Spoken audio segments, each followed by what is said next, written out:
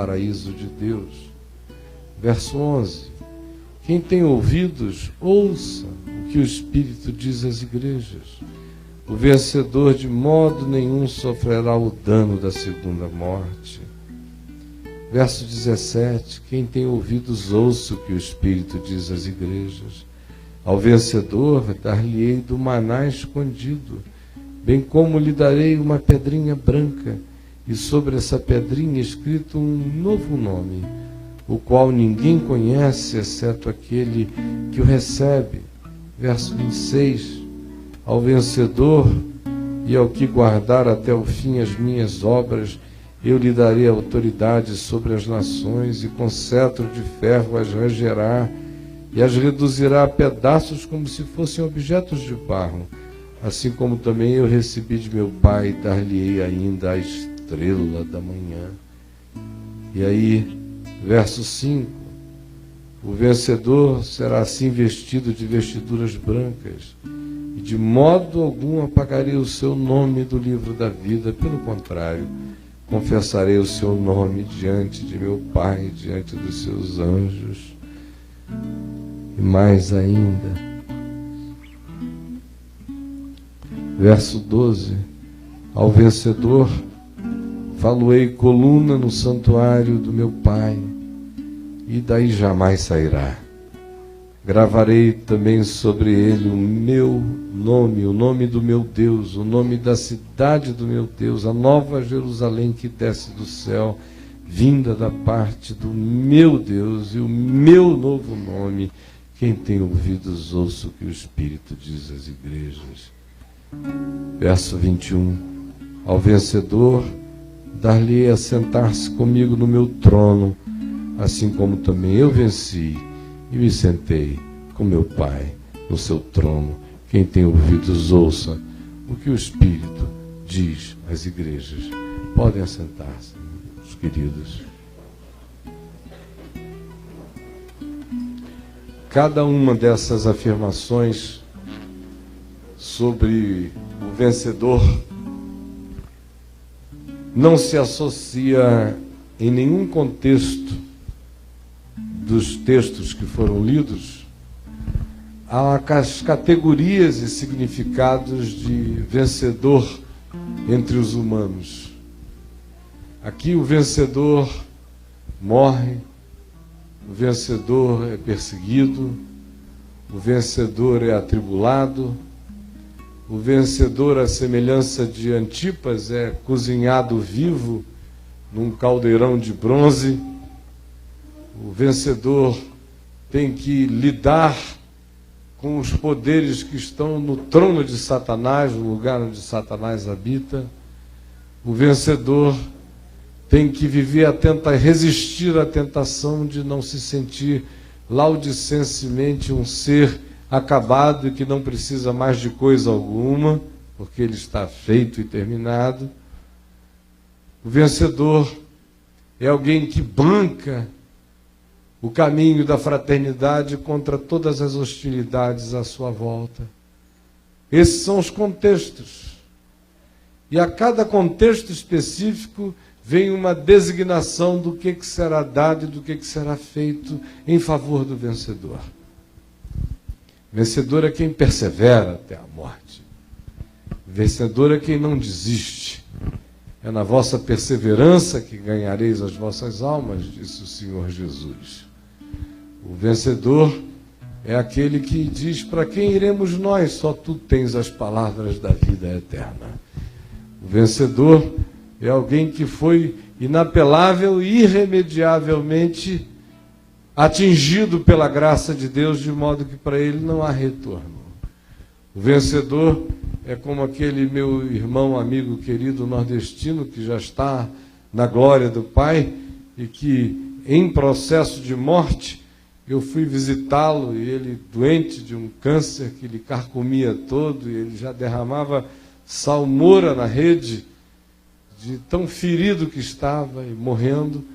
E quando me viu, os olhos dele se encandeceram de alegria e ele me disse: ah, meu irmão, se eu quisesse, eu não podia, e se eu pudesse, eu não queria. Aí eu falei, o que, meu mano? Ele disse, se eu pudesse deixar Jesus, eu não quereria.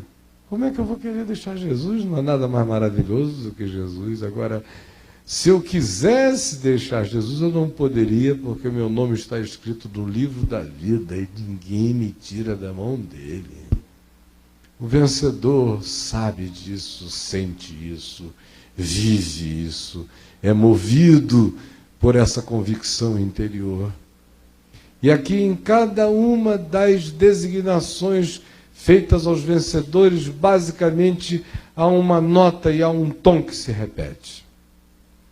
É o tom da individuação. Não é do individualismo, nem é um mergulho no coletivismo sem personalidade. Ao contrário, todas as promessas são promessas de que existirá um indivíduo conectado ao Pai de modo absolutamente simbiotizado e eterno, de forma que ele é herdeiro do Pai, não de tesouros externos do Pai, não da criação do Pai, ele é herdeiro do ser do Pai. O tesouro dele é ir se tornando como Pai, como Filho e como Espírito Santo. E em tudo isso se afirma um processo de trabalho manufaturado, artesanal, singularizado, dirigido, irrepetível, na existência de cada pessoinha de Deus na existência, na vida. Por isso, se vocês relerem depois com calma, cada uma dessas coisas que nós lemos relacionadas ao vencedor, nós vamos ver que o que se dá a ele é algo completamente pessoal e que começa com uma evocação que diz: quem tem ouvidos para ouvir, ouça. Ou seja, não existe um ouvir coletivo. Só existe um ouvir pessoal. Aqui, enquanto eu estou falando, existem muitos ouvidos me ouvindo. Me ouvindo de todos os modos possíveis. Alguns me ouvem com os olhos, pelo que veem. Se gostam ou não gostam. Alguns me ouvem, não naquilo que eu digo, mas naquilo que eles ouvem a meu respeito. Alguns me ouvem, não pensando no que eu estou dizendo, mas me ouvindo, tentando me interpretar a partir do que está instalado deles como um projeto de interpretação de qualquer coisa que eles ouçam. De modo que não é a mim que ouvem, mas a si mesmos. Jesus, no entanto, diz: quem tem o potencial do ouvir, que ouça o que o Espírito diz à igreja. Não é o que você entende, não é o que você quer ouvir, não é o que você está condicionado a ouvir, mas é o que o Espírito estiver dizendo. E não é um ouvir coletivo, porque todos têm ouvidos, mas nem todos ouvem.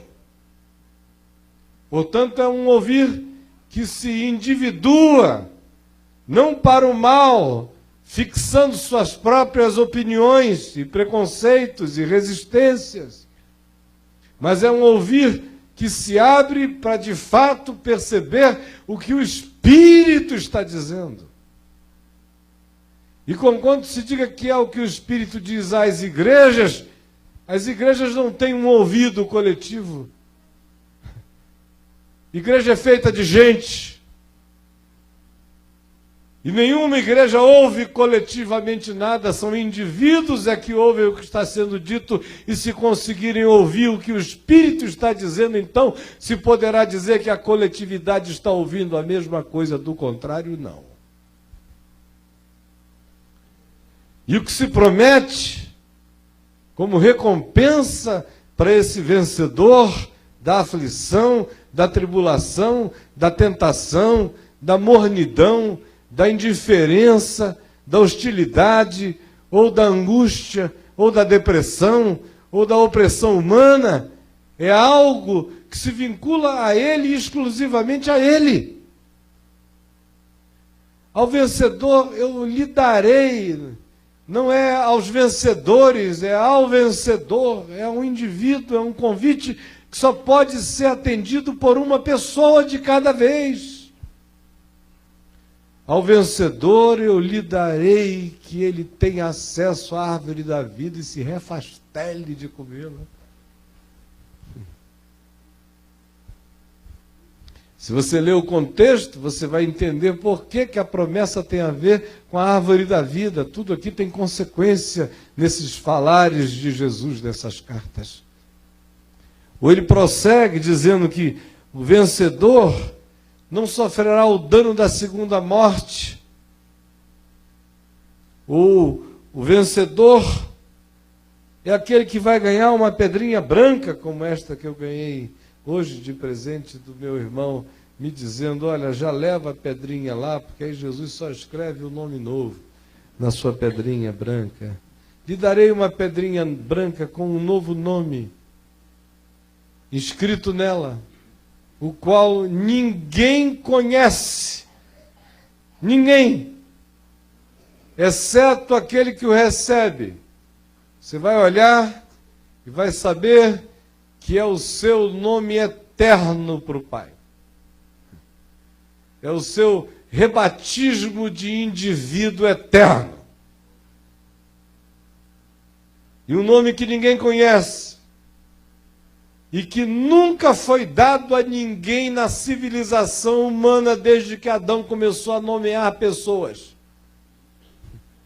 Eu vou ganhar um novo nome mesmo, não porque será diferente do meu nome Caio, mas porque será o nome que precisará a singularidade indivisível, irrepartível, inigualável do meu ser.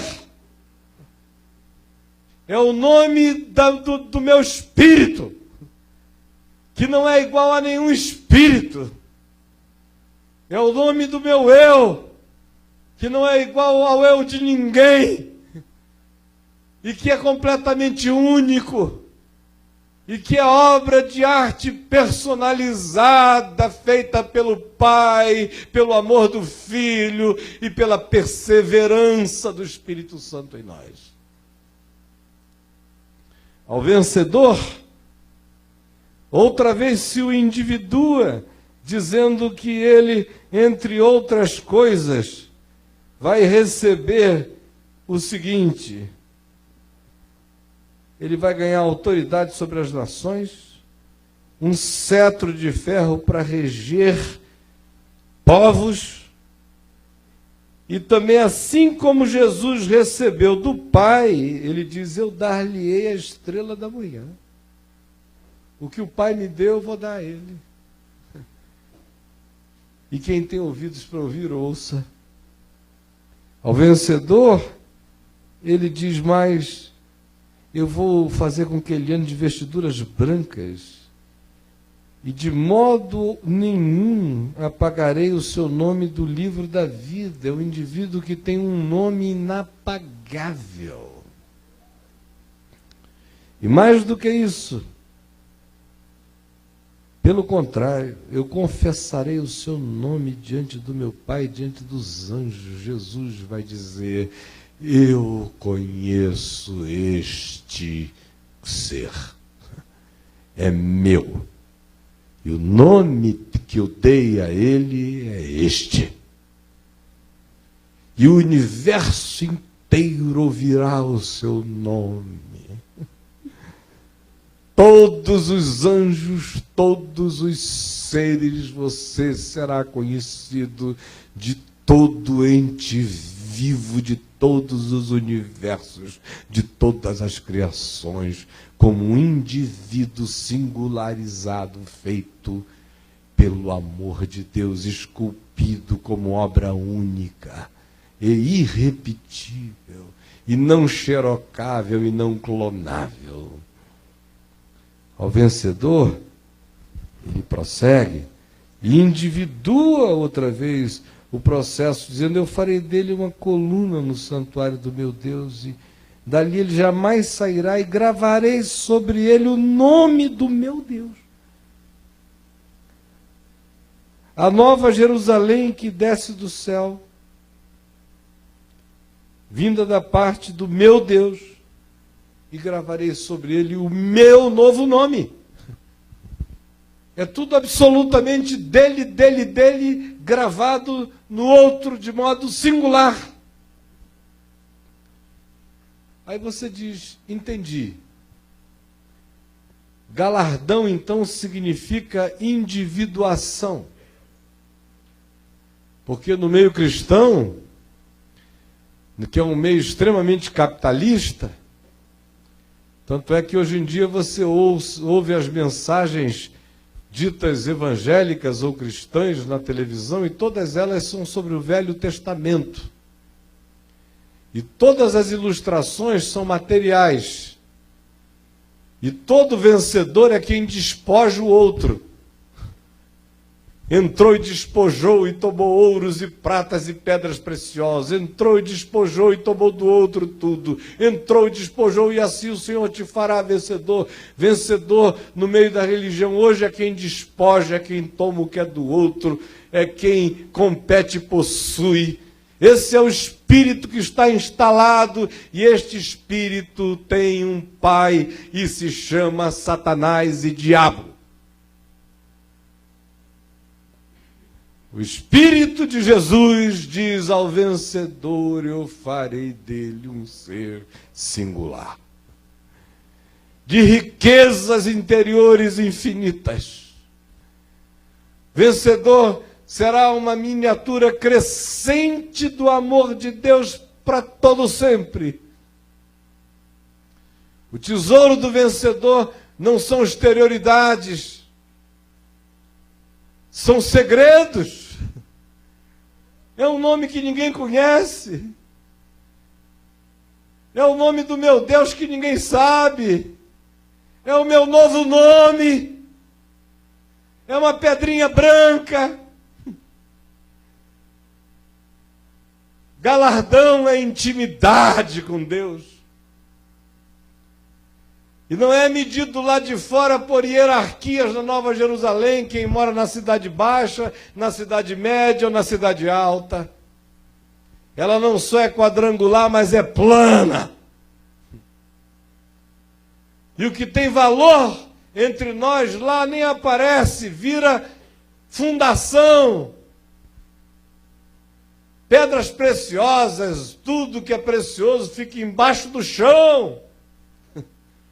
Vira pedra britada, pedra jacaré na Nova Jerusalém, fica para baixo. Pérolas são colocadas nas maçanetas externas, que é uma loucura que ninguém comete em nenhuma cidade humana, em nenhuma casa, que é colocar no portão todos os adereços de pedras preciosas e de pérolas. Porque na Nova Jerusalém, pérola é aquilo que para nós a gente considera hoje maçaneta. É só para pregar, virar e abrir. Lá não há santuários, por isso todo o seu exercício em construir templos e templos e templos e torres é inócuo, porque você está trabalhando por uma coisa na terra que não é assim no céu. João disse: eu andei por lá e rodei a Nova Jerusalém inteira, e nela eu não vi um único santuário, porque o santuário é comum a todos, o santuário é a vida, é a luz do Cordeiro iluminando a todas as consciências. Vencedor, e a ideia de galardão a ele relacionada, não é uma coisa que nos ranqueia na eternidade. Quer dizer: ô meu irmãozinho que foi salvo pelo fogo, chega aqui, por favor. Deixa eu lhe apresentar este ser impoluto que jamais correu nenhum risco de coisa alguma.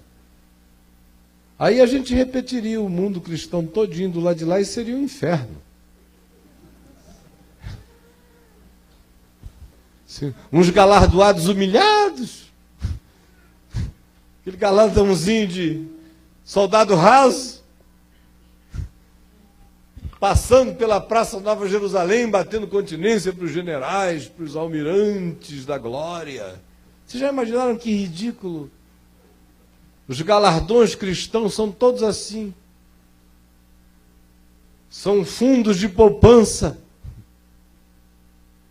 São adereços externos, são coroas interpretadas literalmente para o indivíduo carregar na cabeça. E o que eu ouvi a minha vida inteira pregando a palavra desde menino, e vendo milhares e milhões de pessoas dizendo eu quero acerca do Evangelho, eram aquelas pessoas que chegavam para mim com aquela pureza inocente, ignorante, até a profundidade do céu, e dizendo, meu irmão, como o seu galardão vai ser grande, porque hoje, olha quantos milhares aceitaram a Jesus aqui, isso tudo é pedra na tua coroa.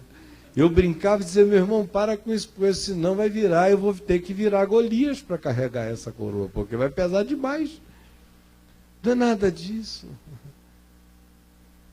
Os valores são outros, as ponderações são outras, não é o que está visível aos olhos.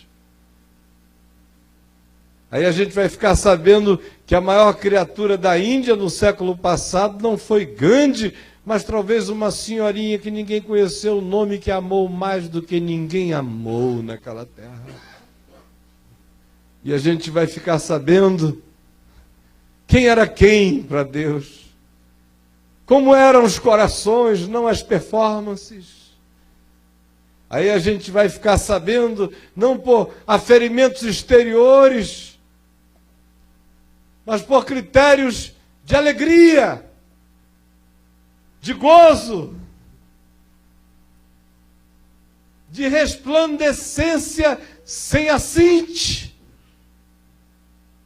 O que significou para cada um a experiência da vida com Deus na terra.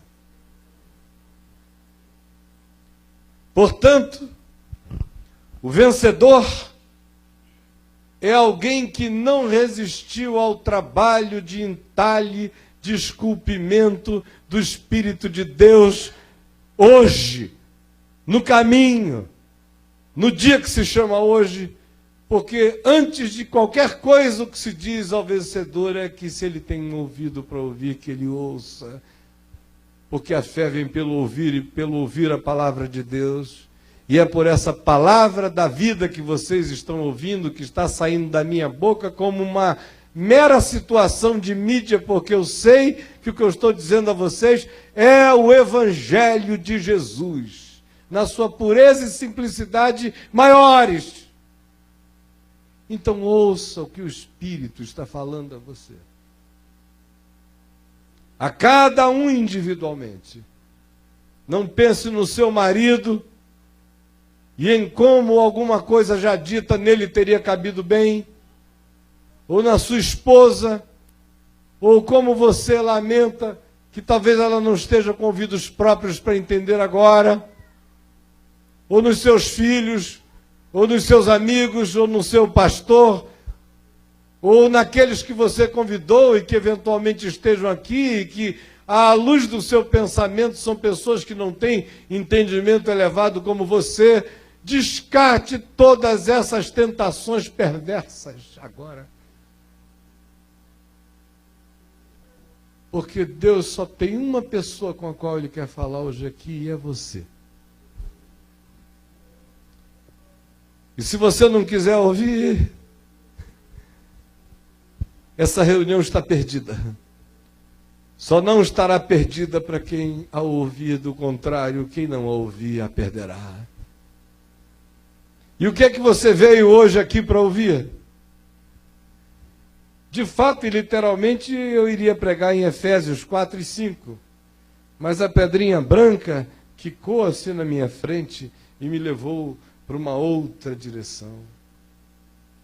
Você veio hoje aqui ouvir sobre esse esculpimento gradual, progressivo, ininterrupto, insistente, perseverante, dolorido, regozijante, alegre e atribulado, perseguido e vitorioso, mediante o qual o Espírito de Deus vai esculpindo Jesus em nós, até que nós sejamos paridos na eternidade à cara do Pai. Apenas para continuarmos crescendo para sempre. Aí você diz, mas o que isso tem a ver com a minha vida agora? Olha aqui para mim, todo mundo. Vocês podem todos olhar para mim imediatamente? O que tem a ver com a sua vida agora? Tem alguém aqui sentindo dor? Não precisa levantar a mão.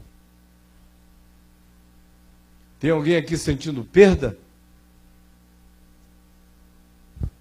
Tem alguém aqui se sentindo perseguido?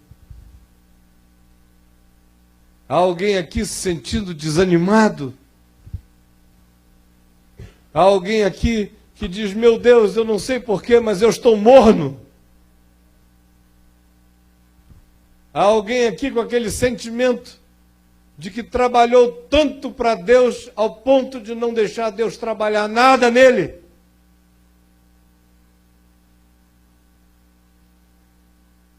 Há alguém aqui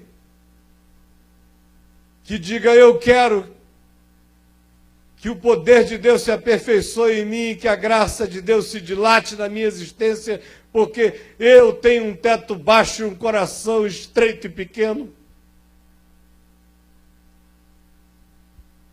Há alguém aqui frustrado? Há alguém aqui impotente? Há alguém aqui doente? Há alguém aqui enfraquecido? Há alguém aqui falido? Há alguém aqui derrapando? Há alguém aqui se agarrando? Há alguém aqui clamando? Há alguém aqui profundamente decepcionado? Há alguém ficando cínico? Há alguém sendo esbofeteado? Há alguém sendo espetado por um espinho na carne que atravessa a alma e arranha o espírito?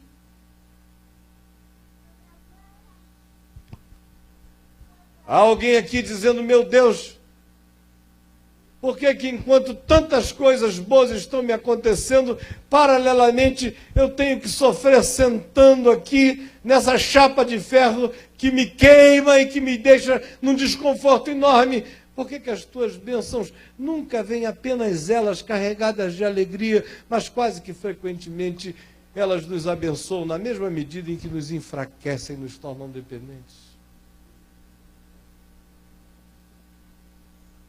Bom, se há alguém aqui em qualquer dessas categorias, então há um trabalho do Espírito Santo sendo feito em cada um de vocês individualmente, como em mim também. No dia de hoje,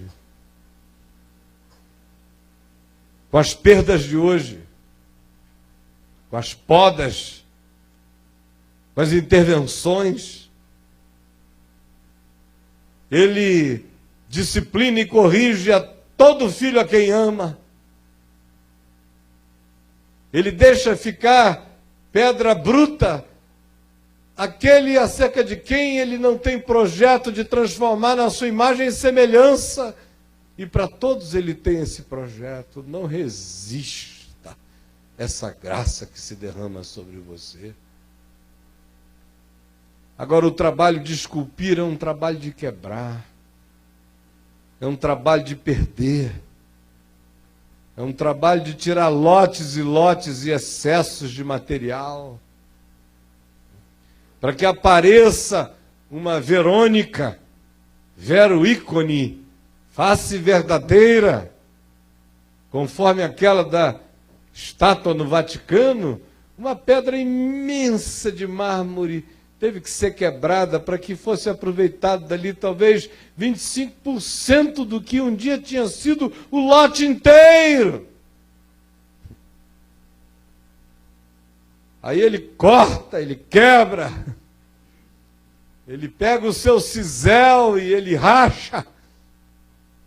E ele joga fora pedaços enormes. E a gente diz, eu estou perdendo. Eu estou ficando menor. E como esse trabalho é feito num corpo mortal, numa alma sensível, num espírito vivo, a cada corte corresponde uma dor. A cada coisa que a gente chama de impotência, que Deus chama de peso morto, corresponde uma perplexidade. A cada bênção que se faz acompanhar de uma tristeza, existe o equivalente ao trabalho de um escultor que modelou uma face, o que já mostra a semelhança do que vai aparecer, mas teve que jogar fora um pedaço enorme daquilo que antes aquela pedra bruta chamava de minha cabeça.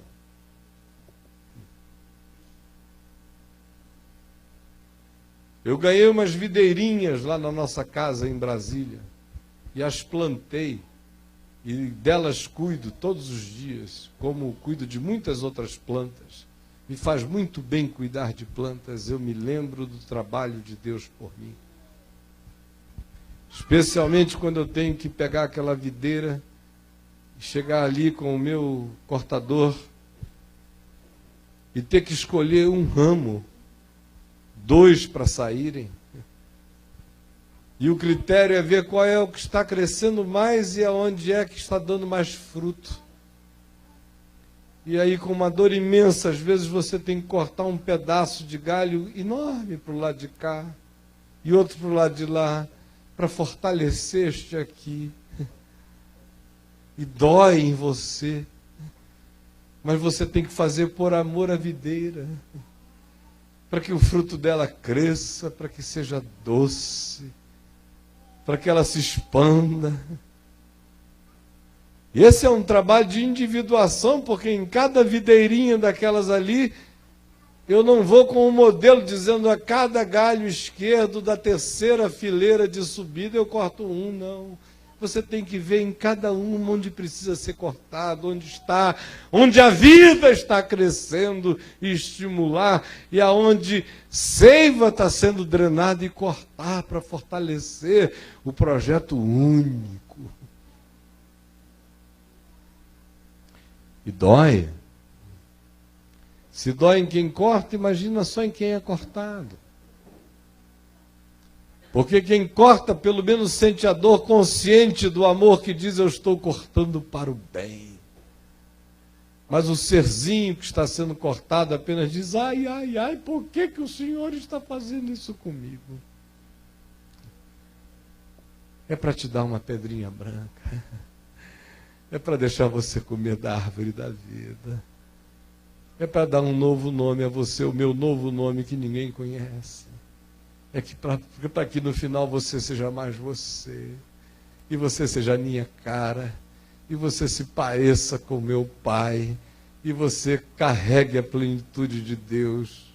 É para isso que eu estou trabalhando em você.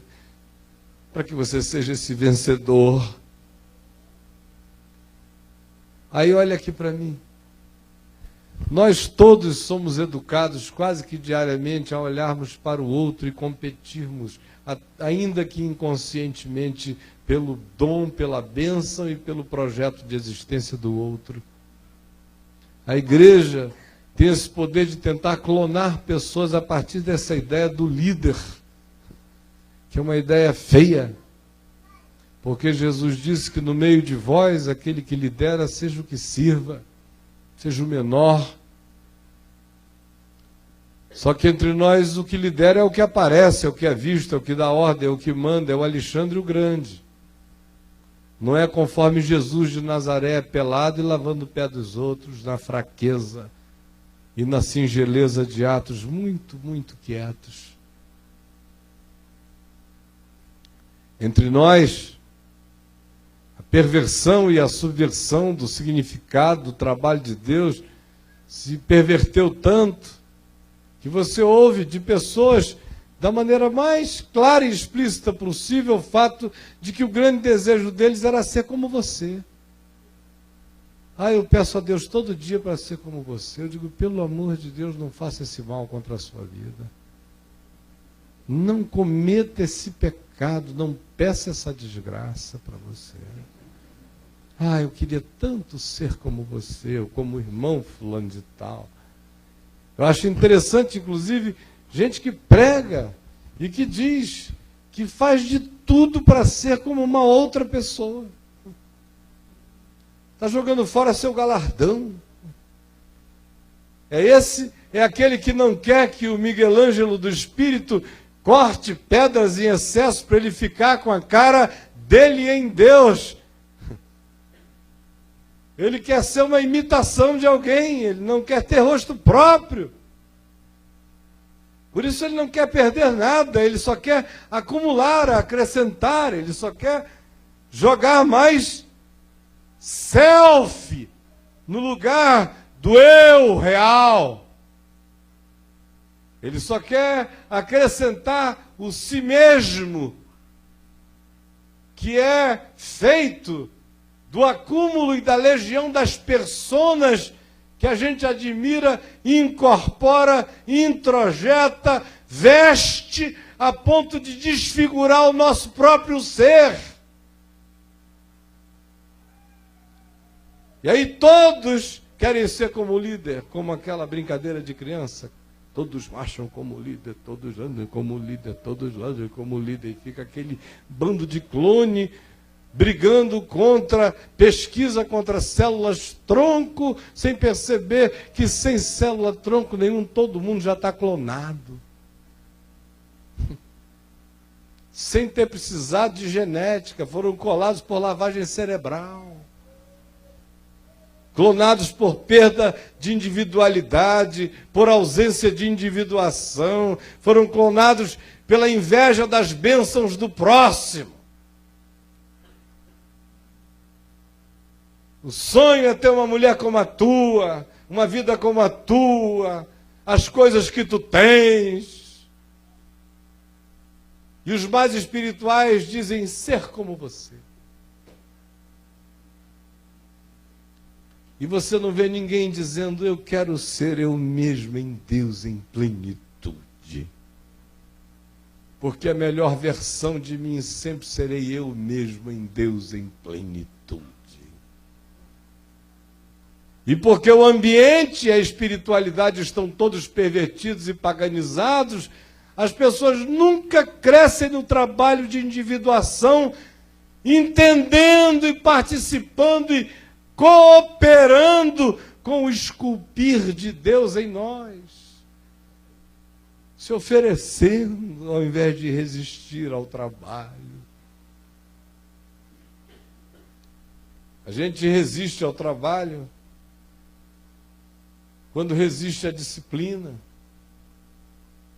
Disciplina não é isso que as igrejas fazem, quando um maluco, apoiado por mais 4, decidem que uma determinada pessoa está em transgressão e que tem que ser afastada da comunhão, da mesa, do não sei o quê, do púlpito, do palco, do celeiro, do almoxarifado, de tudo, até que outra vez voltem a ser a imagem e semelhança deles. É verdade mesmo. Não é isso. Disciplina é uma palavra que vem da raiz grega, da mesma palavra discípulo, que significa o trabalho, o exercício do treinador, do mestre, aperfeiçoando o discípulo. Disciplina é trabalho de aperfeiçoamento, é instrução para a recuperação da imagem crescente de Deus em nós. Isso é disciplina, isso o Espírito Santo faz. Eu não preciso fazer por ele. Eu não preciso. Ninguém precisa. Ninguém aqui ganhou de Deus martelo e cisel para esculpir ninguém. O trabalho é dele, o pai é ele, a criatura é dele. E ele diz que é o Espírito dele que faz, porque é ele quem dá a pedrinha branca, é ele quem tem a árvore da vida, é ele quem tem tudo. Quem mais vai se oferecer para ser o escultor do outro no lugar do Espírito de Deus? Quem é esse arrogante que blasfema com tamanha soberba? São só os ateus crentes que pensam assim. Há muito ateu no nosso meio. Eu reconheço o ateísmo de crentes não pela ausência da palavra Deus em suas bocas, nem pela ausência de veemência deles no bater o pé e dizer eu grito, eu determino, eu faço, eu aconteço. Não. Eu reconheço o ateísmo deles por uma outra perspectiva. É pela incapacidade deles de confiarem no amor de Deus que vai cuidar de um irmão. Porque eles se sentem donos das pessoas. O rebanho não é de Deus, é deles. O cara tem a coragem de dizer a minha igreja, sem ver como isso é nojento. É a minha ovelha. É tua coisa nenhuma, é teu irmão. E aquele que te pastoreia cuida dele. Você tem que estar ali como tutor de amor e de graça, de carinho, de inclusão e de misericórdia, mas sem o poder de você mesmo cortar-lhe os braços ou as pernas, ou fazer qualquer que seja amputação. Essa, Jesus diz, faze tu mesmo. Se o teu olho te faz tropeçar, arranca-o e lança-o de ti. Mas a igreja entende isso assim: se eu acho que o olho do outro está ruim, eu vou fazer dele um caolho agora. Se eu acho que o braço dele está muito bobo, ele está com uma mão boba passando onde não deve, eu vou cortar esse bracinho agora na sessão plenária. Ao invés de deixar o Espírito Santo molestar esse indivíduo até que ele mesmo chegue à conclusão de que ele tem que tirar aquele braço para entrar inteiro na vida. Que quem corta braços de outros apenas comete crime contra o próximo e não o cura. Porque essa amputação só tem saúde quando o próprio indivíduo a faz e não um outro no lugar dele. Eu reconheço os ateus cristãos quando eles falam tanto no Espírito Santo e não dão a menor chance do Espírito Santo nem ser santo, nem ser espírito e nem ser vivo. Porque eles querem fazer dos outros santos em nome do Espírito Santo, conforme o projeto de santarice dos santarados que eles são. Porque eles não acreditam que o Espírito está falando no coração das pessoas e fala por todos os meios e por todos os modos, e esculpe usando os instrumentos que quer. Eles acham que sem consultoria Deus fica ingênuo e bobo na parada, que sem assessores especializados e técnicos no mundo terráqueo, Deus não tem poder.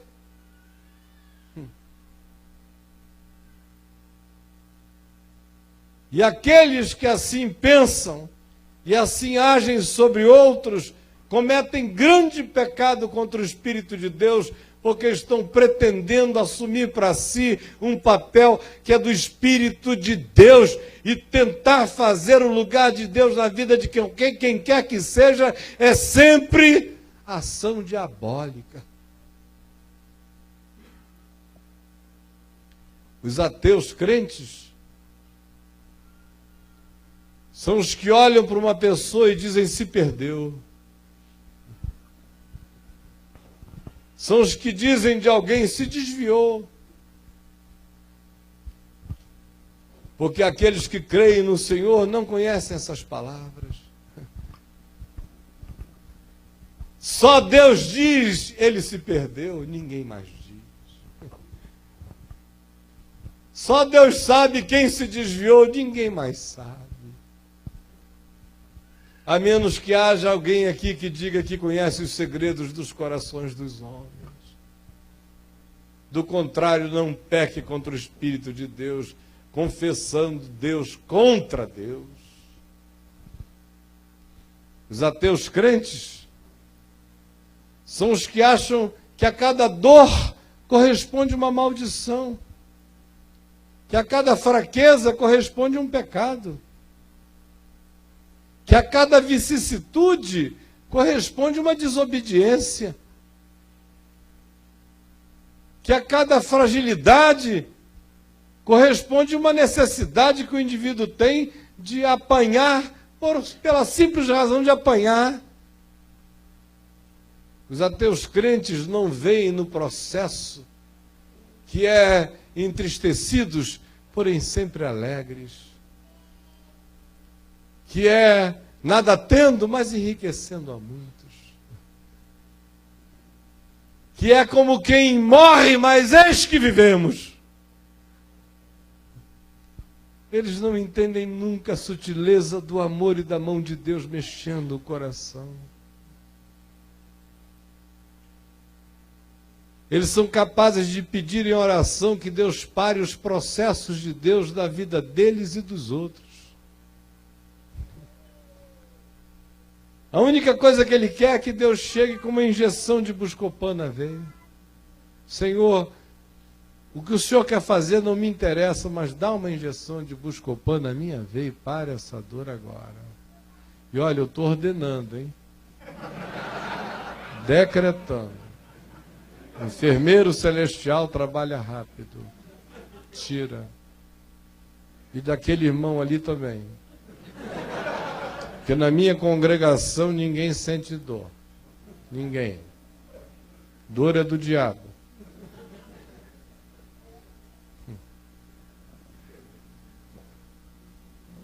No mundo caído, conforme diz o livro de Eclesiastes, a sabedoria habita muito mais na casa do luto do que no salão das vestes festivais.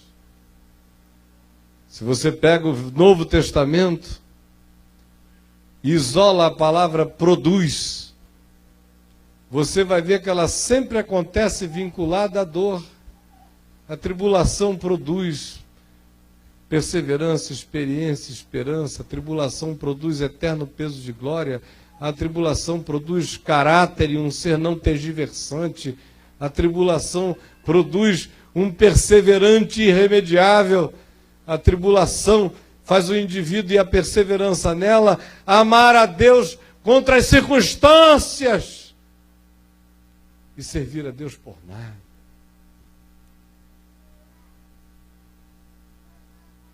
De modo que frequentemente eu fico vendo alguém sentir um processo de dor hoje em dia, e ao invés do meu coração ficar com aquelas aflições messiânicas semidivinizadas, desejoso de meter a mão ali e arrancar aquela dor, para que à minha volta ninguém gema, eu apenas olho e digo, seja feita a tua vontade. Se essa dor faz parte do teu esculpimento, eu te louvo por todas as lagriminhas que Ele está derramando e já me regozijo antecipadamente por Ele, pelo dia quando Ele vai entender, vendo a beleza do que tu esculpiste enquanto Ele chorava. Quando o entendimento da gente alcança isso, a gente acaba com aquelas perguntas idiotas, filosóficas, sabe? Por que Deus permite que gente boa sofra? Por que coisas mais acontecem a pessoas boas? Você pega esses livrinhos idiotas e rasga todinho. E você simplesmente diz, eu sei que no mundo eu terei aflição, mas eu vou ter bom ânimo, porque aquele em quem eu vencerei, venceu o mundo por mim. E quando meu coração ficar turbado,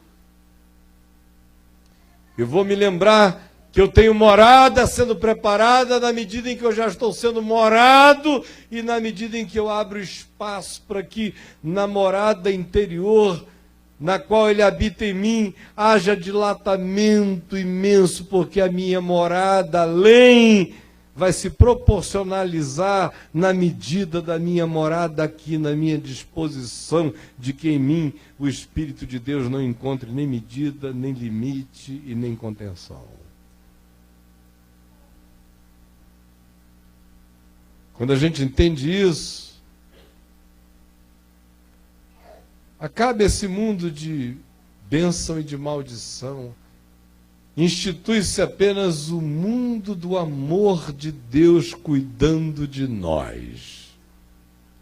E não com as relações de causa e efeito que os amigos de Jó tentaram apresentar a ele para explicar de maneira blasfema o sofrimento do seu companheiro, dizendo que se ele sofria porque estava em pecado.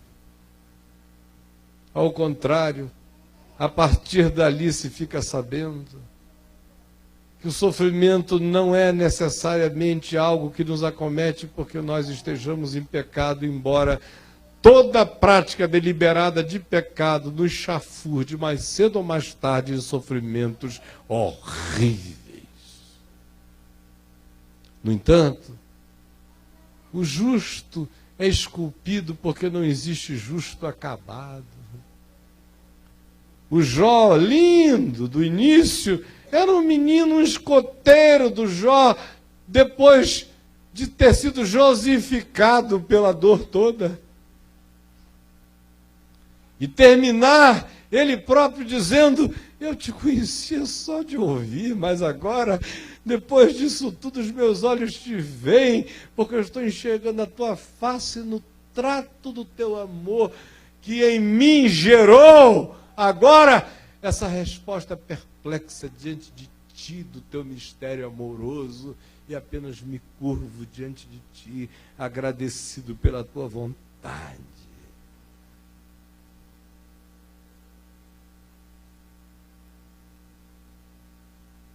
O que não faz a escultura de Deus em você são outras dores. São aquelas tristezas para a morte, que não são fruto de vida, nem de arrependimento, nem de metanoia. São aquelas tristezas dos caprichos não realizados. São as tristezas dos amores ou das lascívias não praticadas. São as tristezas dos bacanais não vividos. São as tristezas das diversificações não experimentadas. São as amarguras que se instalam porque a gente se sente mais justo do que o outro, e com mais direito do que ele, ou mais perfeito do que ele. Essas são as tristezas que enfeiam, que esculpem conforme a imagem e a semelhança do diabo. Mas qualquer outro processo, seja a alegria que gesta em nós a gratidão, ou seja a dor vivida em fé e em confiança, que vai nos entalhar para uma beleza conforme a imagem e semelhança dele,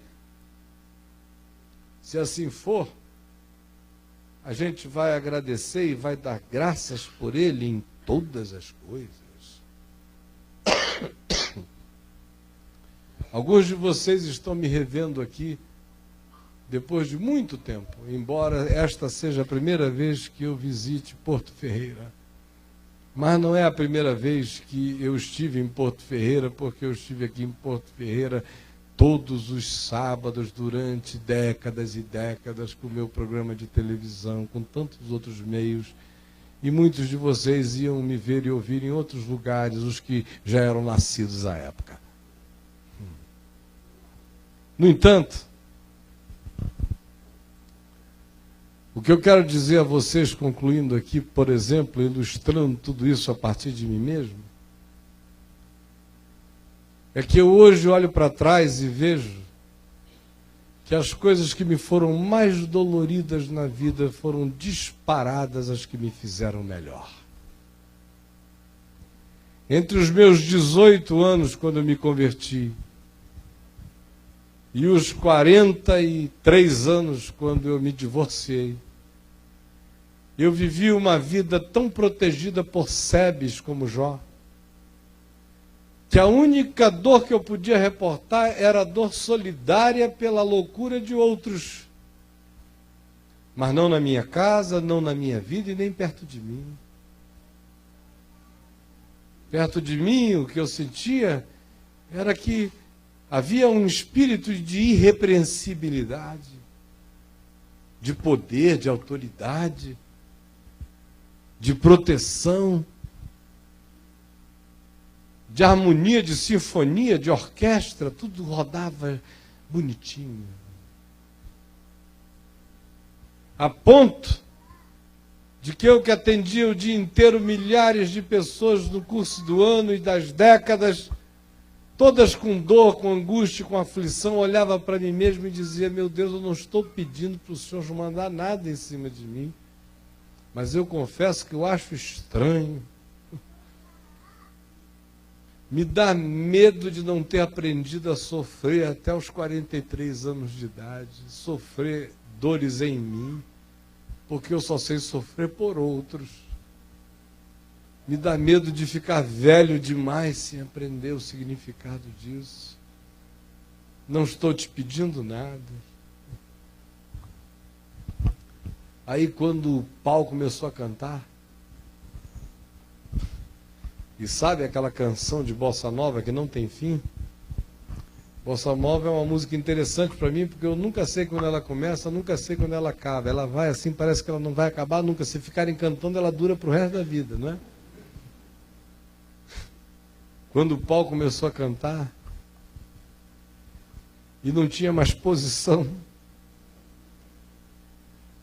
porque se eu chorasse doía, se eu tentasse rir, eu me esfolava. Se eu me sentasse, queimava.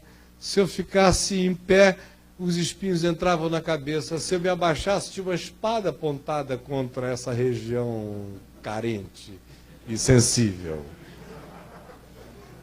Se eu virasse para a esquerda, eram lanças envenenadas, para a direita também. Se eu olhasse para dentro, era susto, susto, susto, susto, susto.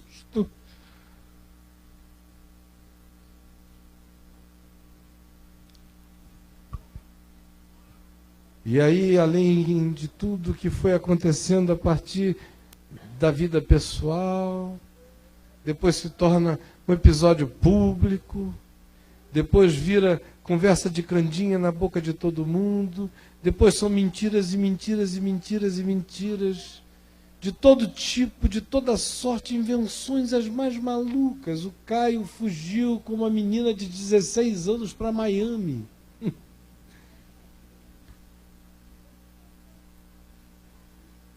Aí depois vem episódios maiores, políticos, com pequenas verdades e montanhas de mentira.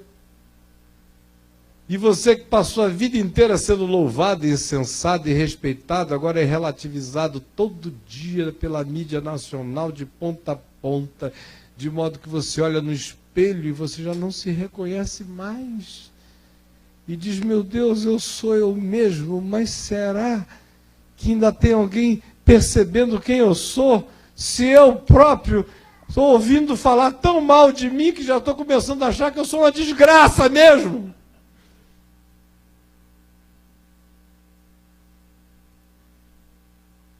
Aí você tem depressão, aí você pede a morte, com muito mais veemência do que Jonas, do que Elias.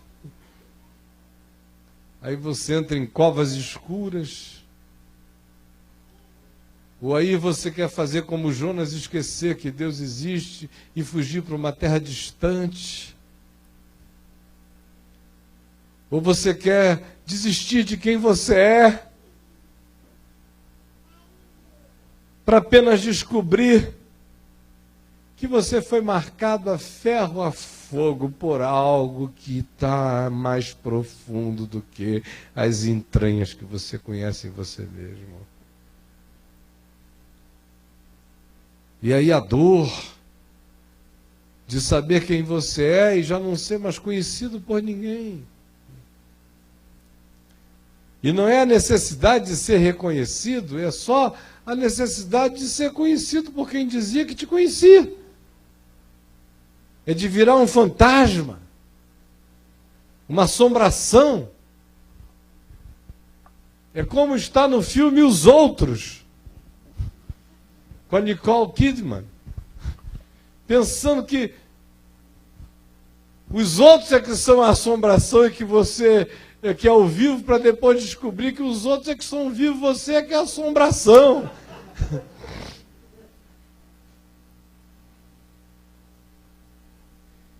E aí você fica perguntando, mas o que pode sair de bom disso, ó Deus? Bom era como era antes. Bom era sem dor nenhuma. Bom era voltar para casa e os filhos estarem todos ali. Bom era a paz da família. Bom era me levantar em qualquer lugar, até no inferno, e ver o diabo ficar calado. Bom era chegar no lugar mais louco do mundo, no meio dos bandidos mais desvairados, olhar nos olhos deles e ver que eles reconheciam uma autoridade que vinha do céu. Aquilo era bom. Mas hoje eu sou objeto de motejo o dia inteiro. As canções deles sobre mim são perversas. O que eles dizem é desgraça. De onde arrancarás tu louvor da minha cova?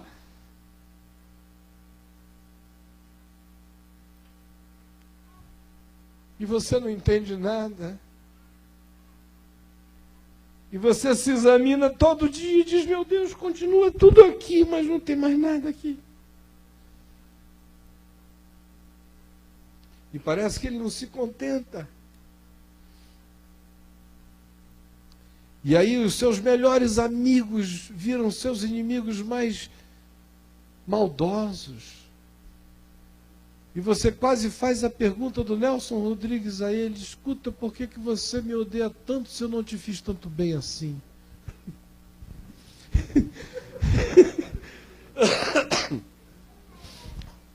Porque geralmente a pessoa para quem você mais faz bem é quem mais te odeia nessas horas. E aí você vai vendo as traições de todos os lados, de todos os lados, de todos os lados, de modo que você não tem mais nome, você vira aquilo que eu era, orgulhosamente aos 14, 13 anos, 14, quando o Caetano Veloso cantou pela primeira vez, sem lenço e sem documento, nananana. Era o meu hino, eu vou lá, sem lenço e sem documento. Alegria, alegria. Aí depois você já está ancião de experiências, literalmente sem lenço e sem documento. Não é força de expressão, sem lenço e sem documento. Quase sem cidadania.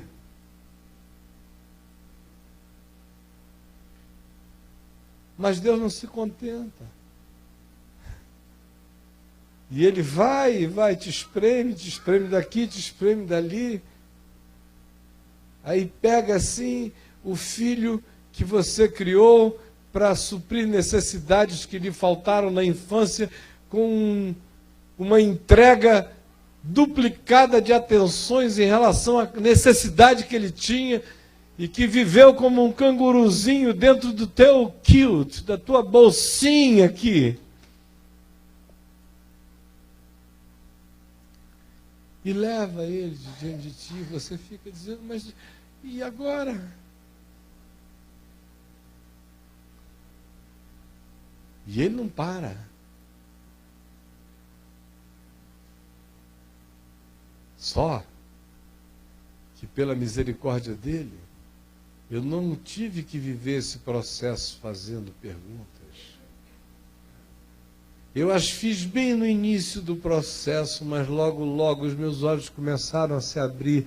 Eu comecei a sentir o alívio daquelas toneladas, daquele Everest evangélico que eu carregava nas minhas costas. O Monte Everest habitava as minhas costas. Eu era o Himalaia, Caio Himalaia da Araújo Filho, carregando aquele Everest em cima de mim. Meu Deus, aleluia, glória a Deus, vamos, Senhor, que eu estou aqui, carregando aquele negócio. Uma vontade de rir sem poder, porque era proibido. Uma vontade de botar uma sandália para pregar, mas não podia porque era proibido. Uma vontade de sentar na mesa e dizer o que eu quisesse, não podia porque era proibido, tinha que ficar atrás daquele púlpito, ou no máximo se movimentar como um evangelista liberto. Palhaçadas. Com vontade de chorar sem poder, porque ninguém esperava isso, eles já estavam chorando demais. Não chora não, porque senão você me deprime até a morte. Aí de repente sai aquele Everest, e com ele 40 quilos que me habitavam a mais.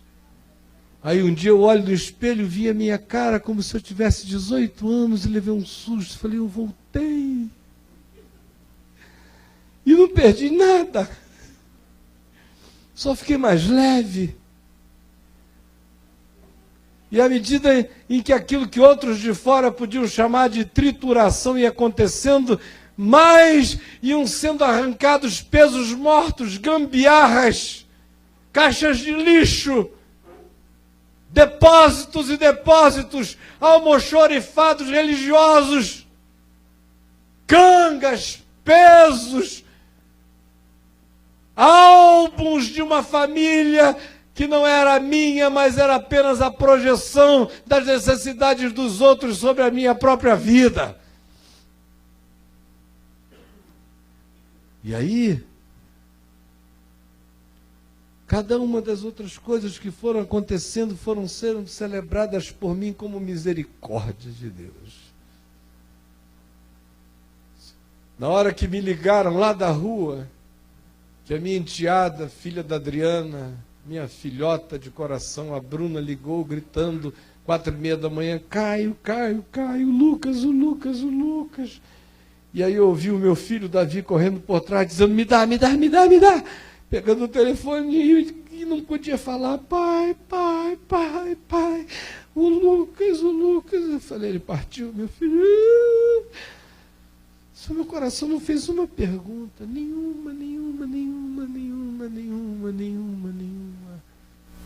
Só alegria estranha, no meio de uma dor indizível, uma adoração inexplicável.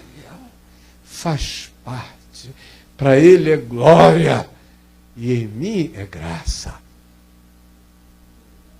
É graça. Aí, a pedrinha branca começa a ficar cada vez mais perto de você, e quando ela cai, você levanta. E a árvore da vida, você começa a comer folhinhas dela. E aí você sente que o cetro que destrói não é um poder político sobre ninguém, mas é a vara que sai da sua boca, sem nenhuma pretensão, mas que esmiuça como barro as potestades e principados e poderes de camadas e crostas de religião empedernida. Aí você vai descobrindo que o que os outros chamavam de sua glória era seu tempo de maior pobreza.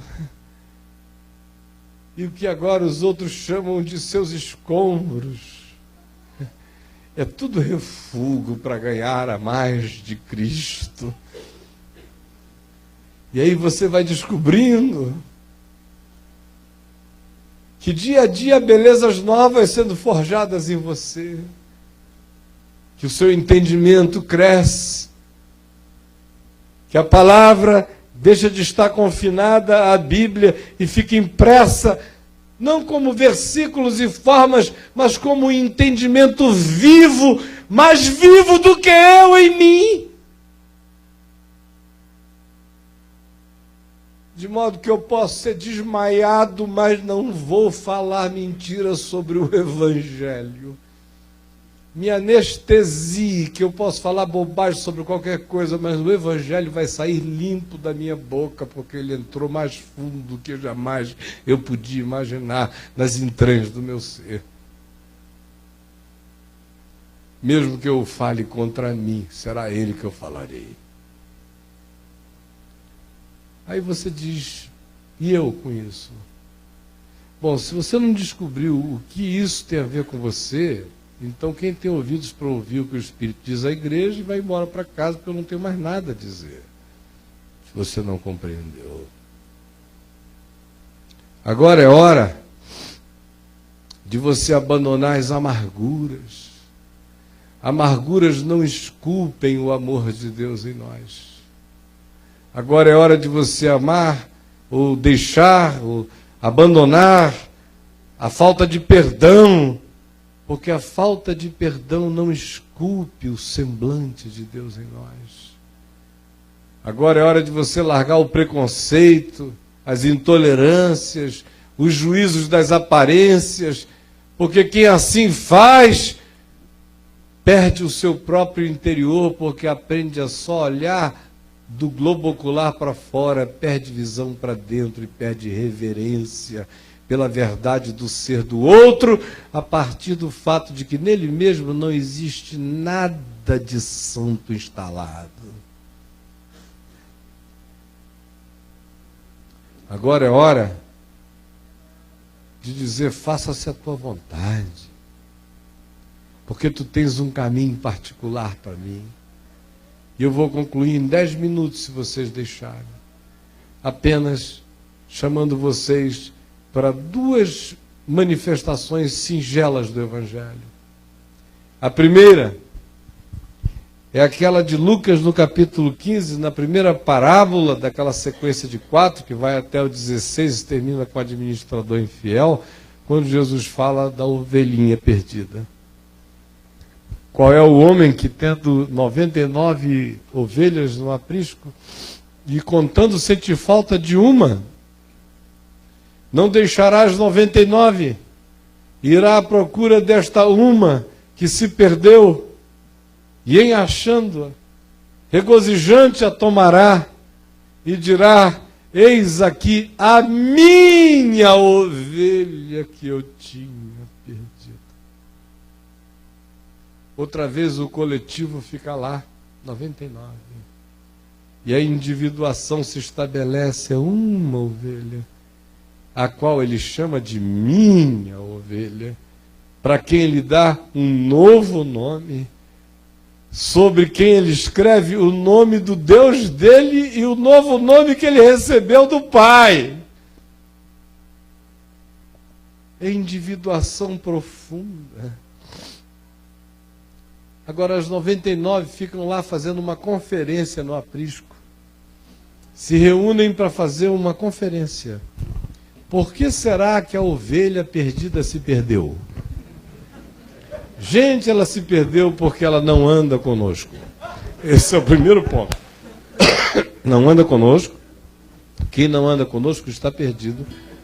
Porque nós não somos católicos romanos, mas à semelhança deles, nós cremos na prática que a salvação, não existe salvação fora da igreja.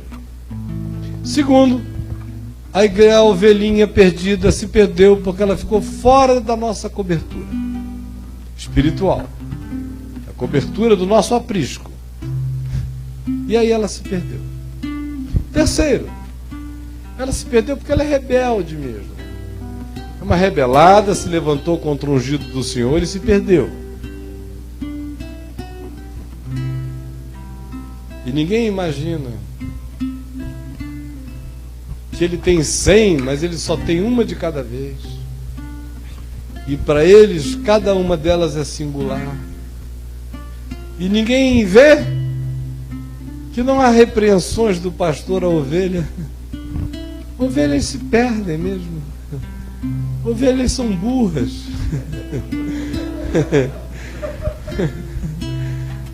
Aliás, é um dos animais mais burros, é a ovelha. Burra. Míopes, burra. Porcos são inteligentes. Porque os filhos das trevas são mais hábeis na sua própria geração do que os filhos da luz. Porcos são muito inteligentes. A ovelha é boa. A ovelha é frágil, a ovelha escorrega, a ovelha cai em precipício. E a ovelha se engata em espinheiros e não sabe sair. A ovelha sofre de uma fome singela, que às vezes a coloca numa curiosidade perigosa. Ela vai comer pensando que está comendo o que é bom, porque ela está com fome, não conhece o pasto, escorrega dali para um precipício. E o pastor não culpa ninguém. Ele simplesmente diz: é minha. É uma. E uma é mais do que 99, porque 99 junto não é nada.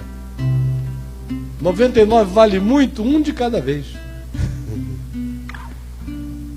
É uma, e eu vou atrás dela. E quando ele acha, ele chama de minha ovelha. E não diz só safado, só cretino, só rebelde. Ele simplesmente coloca e leva com amor, como ele fez com Pedro. Foi uma ovelha que se desgarrou. Não faltou-lhe aviso: Simão, Simão, Satanás te pediu para te peneirar como trigo, eu porém roguei por ti, para que a tua fé não desfaleça. Tu, pois, quando te converteres, fortalece aos teus irmãos. Assim mesmo, o homem vacila, o homem nega, o homem foge, o homem chora, o homem se perde, o homem se culpa. O homem diz: acabou. Aí Jesus ressuscita de entre os mortos e vai atrás das suas ovelhas. Havia 10 no aprisco que tinham também fugido, mas não tinham negado.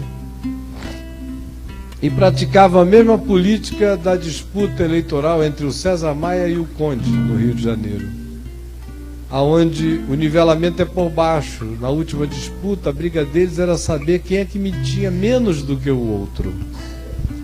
E o Conde dizia: olha, uma coisa eu garanto a vocês, eu minto menos do que o César. Então,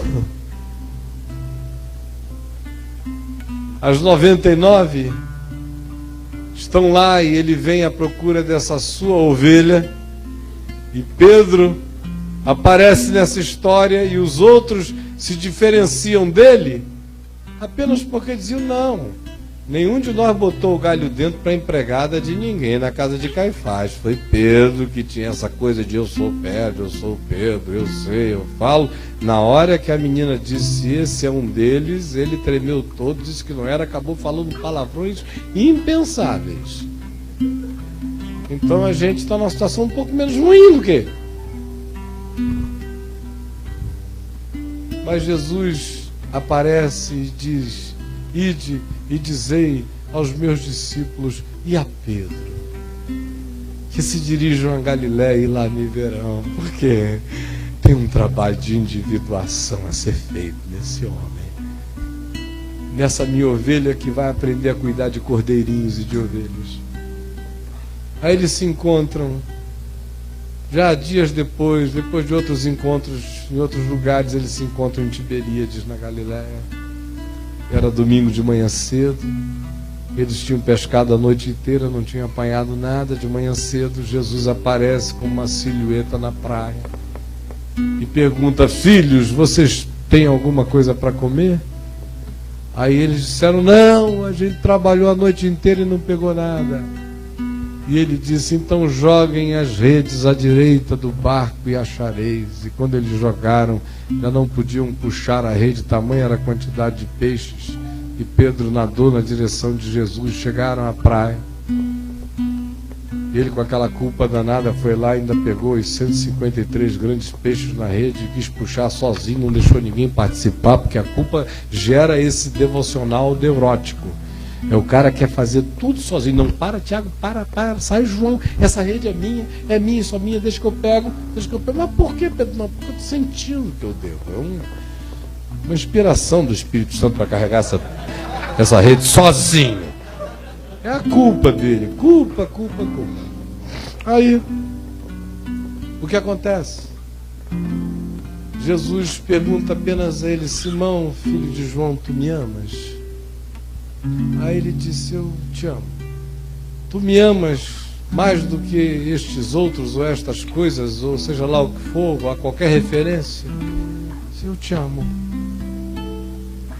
E pela terceira vez perguntou: tu me amas? E Pedro se entristeceu por ele ter perguntado a terceira vez: tu me amas? E disse: Senhor, tu sabes todas as coisas, escaneia meu coração. O Senhor sabe que eu te amo apesar de tudo. Eu te amo. Aí Jesus repetiu pela terceira vez: então cuida bem dos meus cordeirinhos, trata deles assim como eu estou te tratando. Aí saíram andando pela praia. E quando iam caminhando, começou a segui-los aquele que é o autor do Evangelho, João, e que se autodesigna o tempo todo no Evangelho que escreveu como o discípulo a quem Jesus amava.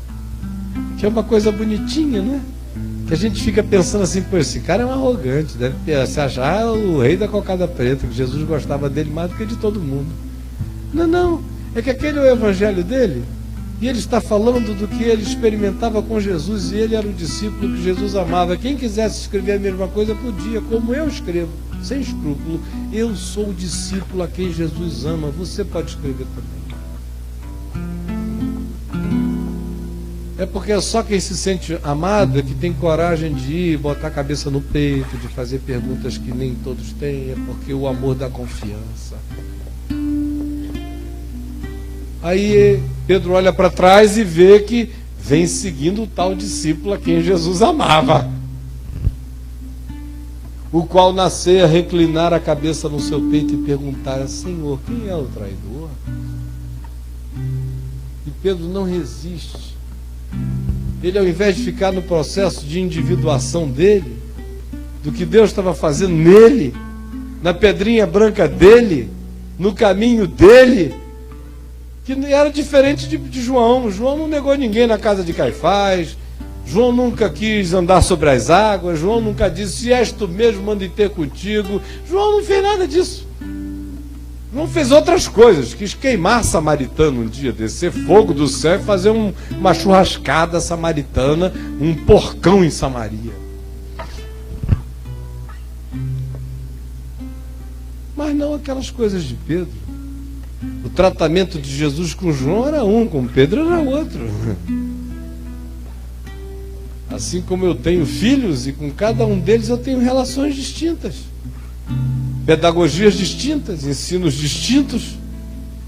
Educação clonada não serve. Ela comete injustiças, ela é feita com base em lei e não em justiça. A lei é uma régua para todos. A justiça é uma categoria que se aplica com individuação a cada um e que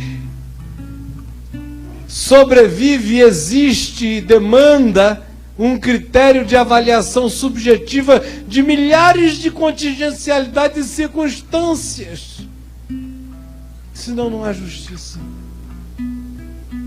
É por isso que Jesus disse para ninguém julgar, para não ser julgado, porque a gente não conhece os segredos dos corações dos homens.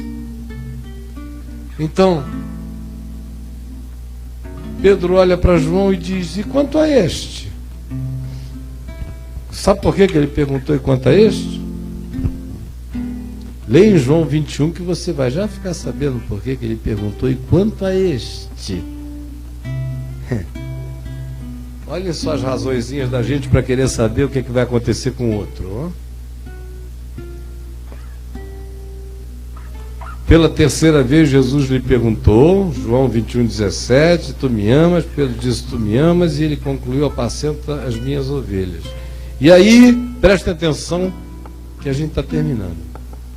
Em verdade te digo, disse Jesus a Pedro, quando tu eras mais moço, tu te cingias, te vestias a ti mesmo e andavas por onde tu querias. Quando, porém, fores velho, estenderás as tuas mãos e outro te cingirá e te levará para onde não queres.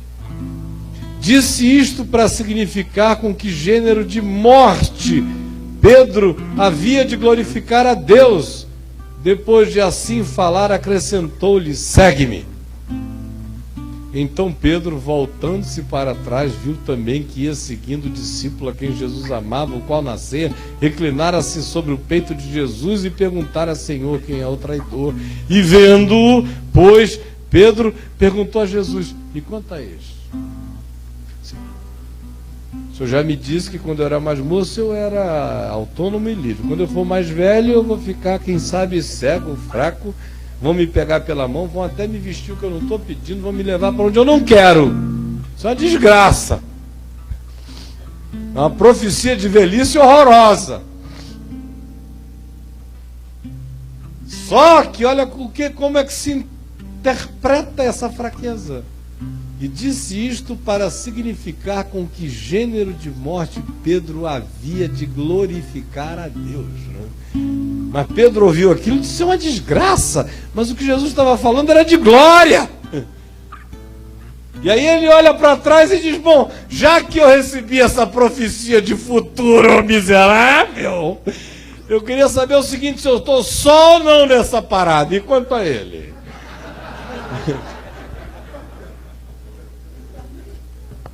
Aí Jesus disse: olha, quanto a ele, e se me der uma doida divina, e eu quiser que ele fique aqui como Matusalém de milênios, até que eu volte, que te importa? Ora, nós iríamos reunir um concílio teológico e dizer que esta é a questão das questões e que nos importa mesmo, e porque ele, não nós, iríamos querer saber o que a gente precisa fazer para alcançarmos a mesma longevidade. E alguém nos Estados Unidos escreveria um livro, os 965 passos, que é a idade de Matusalém, de como se tornar longevo como João apóstolo, aguardando a volta do Senhor. E vocês iriam comprar o livro.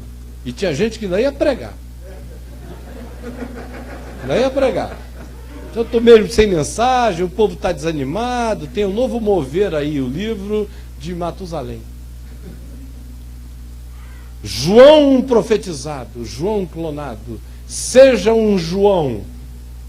E alguém ainda ia lançar uma campanha de televisão: torne-se um João, contribua.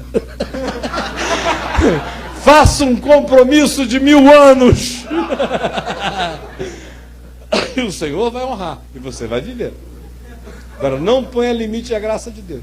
Se quiser, bote 2000 anos, 3000 anos, que é para você ser abençoado.